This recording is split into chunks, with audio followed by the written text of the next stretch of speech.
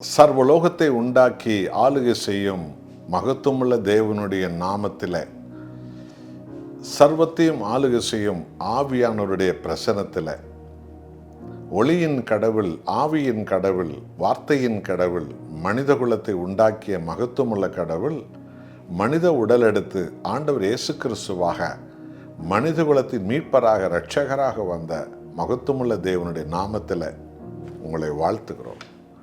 ஏசாயா 42 அதிகாரத்தில் 17வது வசனம் இப்படியாக பாதாள பேய்களுடைய பொய் பக்தியின் அடையாளங்களை விசுவாச உலகத்திற்கு எச்சரிக்கை கொடுப்பதை நாம் உணர்ந்து அறிந்து அவைகள் எல்லாவற்றையும் விற்று விலகி பரிசுத்த தேவனுடைய மகத்துவமுள்ள சந்ததிகளாய் ஆண்டவர் இயேசு கிறிஸ்து வழியாகவே பிதாவுக்கு மகிமை கொடுக்கும் பாத்திரங்களாக ஆசீர்வாதத்தின் பரிசுத்த ஜனமாக நாம் மாற வேண்டும். சித்திர வேலையான விக்கிரங்களை நம்பி வார்க்கப்பட்ட சுரூபங்களை நோக்கி நீங்கள் எங்கள் தேவர்கள் என்று சொல்லுகிறவர்கள் பின்னடைந்து மிகவும் வெட்கப்படுவார்கள். கவனித்து பார்த்தீர்களா அன்பானவர்களே? தேவன் ஆவியானவர்.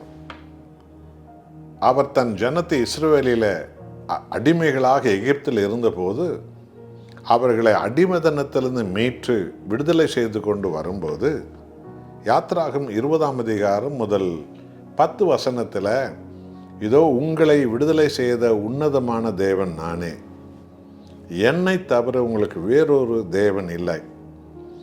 நீங்கள் ஒரு சுரூபத்தையோ ஒரு சிலையோ எந்த உருவத்தையோ நீங்கள் வணங்கவே கூடாது. 4 தலைமுறைகள் வரைக்கும் அவர்கள் மேல் சாபம் வரும் என்ற எச்சரிக்கையை தேவன் தான் ரட்சித்த ஜனங்களுக்கு அன்றைக்கும் சொன்னார், இன்றைக்கும் சொல்லுகிறார். ஆகவே இன்றைக்கு பாதாள பேய்கள் மனித குலத்தில் உண்மையான சர்வ வல்லமுள்ள தேவனை, மனித குலத்தை உண்டாக்கி ஆண்டவராக இயேசு கிறிஸ்து என்கிற அந்த ஆவியான கடவுளை, ஆதியும் அந்தமுமாக இருக்கிற அந்த வார்த்தையினம் கடவுளை, சர்வத்தை உண்டாக்கிய தேவன் அன்பின் கடவுள், பரிசுத்த கடவுள், சத்தியத்தின் கடவுள், அவர் நித்தியத்தின் கடவுள், அவரே அற்புதத்தின் கடவுள் என்கிற மகத்துவங்களை மனிதர்கள் அறியாத பட்சத்தில் 2 கொரிந்தியர் 4ஆம் அதிகாரம் 4ஆம் வசனம் சொல்லுகிறது போல இந்த உலகத்தின் தெய்வம் என்று சொல்லும் பிசாசு அவன் நம்பிக்கை கொண்டவர்களுடைய இதய கண்களை குருடாக்கி வைத்திருக்கிறான் என்பது போல அந்த பொல்லாத பிசாசு பாதாள ஆவிகள் மனிதர்கள் உருவாக்கி கொண்ட எல்லா சிலைகளுக்கு பின்னாலும் சுரூபங்களுக்கு பின்னாலும் அந்த பிசாசின் ஆவிகள் ஒளிந்து கொண்டிருக்கிறது.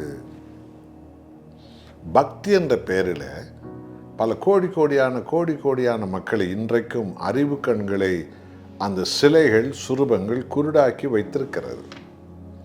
அவர்தான் தேவனாகிய கர்த்தர் சொன்னார், சிலைகளை நம்புகிறவர்களும் விக்கிரங்களை வணங்குகிறவர்களும் பின்னிட்டு விழுந்து விடுவார்கள்.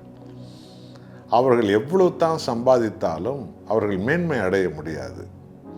அவர்கள் எவ்வளவு தான் படித்திருந்தாலும் எவ்வளவு தான் அவர்கள் அறிவாளிகள் என்று சொல்லி கொண்டாலும் அவர்கள் அறிவு அவர்களை ஒரு நாள் பின்னுக்கு தள்ளிவிடும். அவருடைய சந்ததி சாபத்தின் படுகொடிக்கு அது போய்விடும் என்று தேவன் தன் ஜனங்களை எச்சரிக்கிறார். ஆக 1 கொரிந்தியர் 10ஆம் அதிகாரம் 14வது வசனத்தில் ஆவியானவர் சொல்லும் செய்தி என்ன தெரியுமா? விக்கிராராதனை விட்டு விலகி ஓடிவிடுங்கள். என் அன்பானவர்களே, நாம் எல்லோரும் ஒரு காலத்தில் விக்கிராராதனை செய்த படுகொலியில் இருந்தவர்கள் தான். ஆனால் அந்த சர்வ வல்லமுள்ள தேவன் நம்மை தேடி வந்தார். அவர் உயிரை கொடுத்து நம்மை மீட்டார். அந்த பாரம்பரிய குழியிலிருந்து, பாதாள குழியிலிருந்து நம்மை தூக்கி எடுத்தார். அவர் சர்வத்தை உண்டாக்கின தேவன், அந்த மகிமையின் தேவன், பரிசுத்த ஆவியானவர் ஆண்டவர் இயேசு கிறிஸ்துவாக நமக்கு ரட்சிப்பாய், அற்புதமாய், ஆசீர்வாதமாய் வெளிப்பட்டார். ஆகவே அன்பானவர்களே, நாம் பாதாள குழிக்கு கொண்டு போகும் விக்கிர ஆராதனைகளிலிருந்து, சுரூப ஆராதனைகளிலிருந்து நாம் விடுதலை அடைந்து விட்டோம். கல்லாலும் மண்ணாலும் மனிதன் உருவாக்குகிற எந்த சிலையிலும் எந்த சுரூபங்களிலும் ஒருபோதும் தேவனுடைய பிரசன்னம் இருக்காது. பிசாசுகள் ஒளிந்து கொள்கிற இடம் அவைகளெல்லாம். அவர்களை விட்டு விலக வேண்டும் என்று தேவன் தன் உயிரை கொடுத்து மீட்டுக்கொண்ட கிறிஸ்துவுக்கு சொந்தமான ஒவ்வொரு மகனுக்கும் மகளுக்கும் இன்றைக்கும் கர்த்தர் எச்சரிக்கை செய்கிறார். நாம் உணர்ந்து தேவனுக்கு உகந்தவர்களாக வாழ்வோம். அறியாமல் வாழ்கிறவர்களையும் உணர்த்து வைப்போம். ஜெபிப்போமா?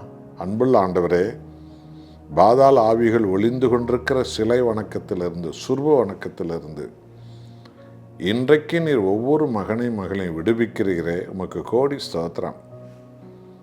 எங்களெல்லாம் ஒரு காலத்தில் அப்படிப்பட்ட படுகொலியிலிருந்து தூக்கி எடுத்தீரே, உமக்கு கோடி நன்றி.